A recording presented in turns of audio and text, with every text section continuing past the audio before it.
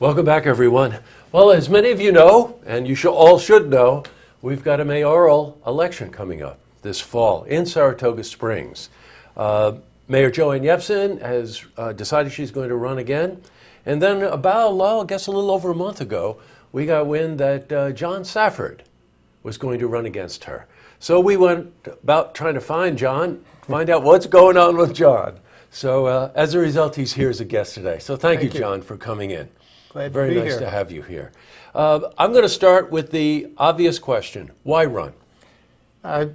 Simply, I got interested again in politics a couple of years ago, a year or so ago, and decided I wanted to serve. I want to be back in a service type of opportunity to do something for for the people. I love the city.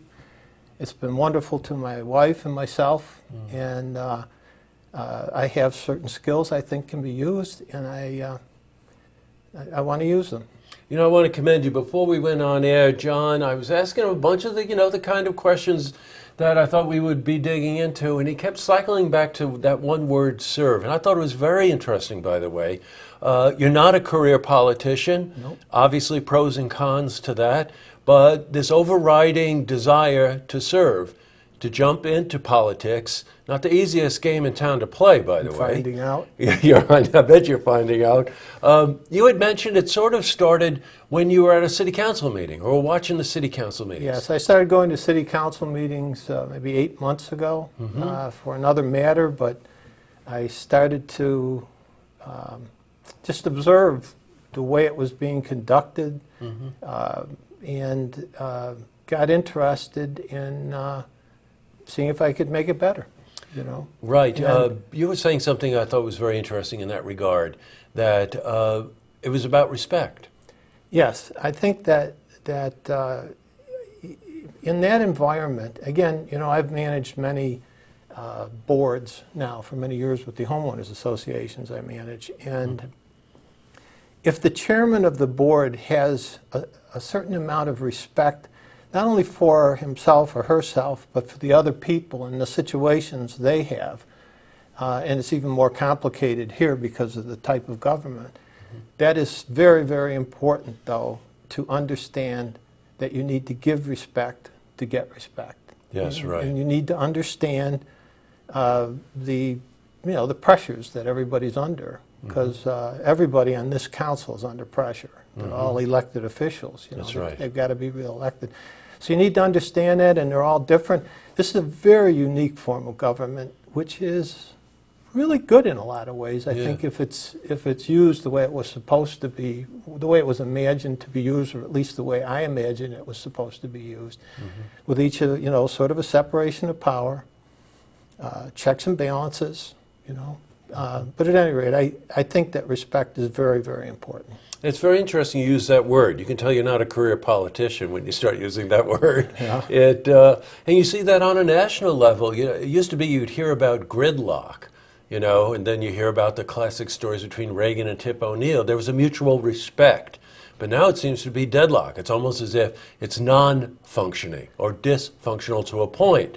And I think it's got a lot to do with respect. In terms of issues, John, Yes. What stands out to you?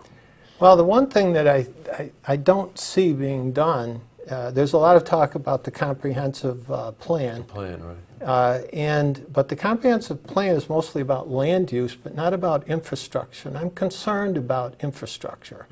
I see that as a huge issue here. We're doing a lot of building, and I am pro-building. We need to keep developing in a smart way, but we need to have a good view of what's happening under the ground. Sure. And that has to do with capital projects. And capital projects is something I'm involved in all the time with the community associations I'm involved with. We always have to be projecting out. We always have to be aware of the reality of the infrastructure. But it's not just the hardware infrastructure, which is primarily working with the Department of Public Works. I'm concerned about the social infrastructure. That's a very good point, by the way. You know? Sure. And what do you mean by that? Well, we have a huge number of issues coming up. One with seniors. The baby boomers, so only about 25% of them are prepared to actually move into a retirement stage. So we have 75%, and we have to have good plans in place as a society. I mean, when I talk about infrastructure, social infrastructure, I'm talking about, we're not just buildings, we're people. And we need to plan for that eventuality, and it's upon us right now. So seniors are a huge issue. Children, our recreational facilities, even though we try to do the best we can, are not adequate to meet a lot of the demands that are coming up in terms of just keeping our kids busy. So I'm concerned about that. And I'm also concerned about the homeless. It's not a huge problem right now, but I've been looking into it, and we've had a couple of incidences downtown that, again, you need to engage the not-for-profit people and the business people and find, you have to plan for solutions. So these are things I'm concerned about. Well, you know what? Gearing around infrastructure is a great platform. And you're right, there's physical aspects for infrastructure, everything from sewer systems to the like of where buildings are going to go and land use and development, whatever. But I think it's admirable of you to focus in also on the social aspect of infrastructure, because that affects the lifestyle. And let's face it, if a city, any city, is to be prosperous, it has to provide a certain degree of lifestyle and opportunity for the civilians, right? Absolutely. So, John, at any rate, I wanted to introduce you to our viewers, and we'll have you back with Mike Lenz and Beyond the Headlines, where you'll have a real opportunity to delve into this. Okay. I want to thank you for coming in. I want to let you know John Safford is endorsed by the Republican Party and also endorsed by the Independence Party. That's correct. You may have a runoff in the Independents, right? More than likely. Yeah, gotcha. And I think that's September 10th, is that primary? That's correct. Got it. Yes. And then, of course, the general election. November 3rd. Yeah, well, the best of luck to you, John. It's very nice to have you in. Thank you so much. And we'll have you back again on Beyond the Headlines. Thank you again.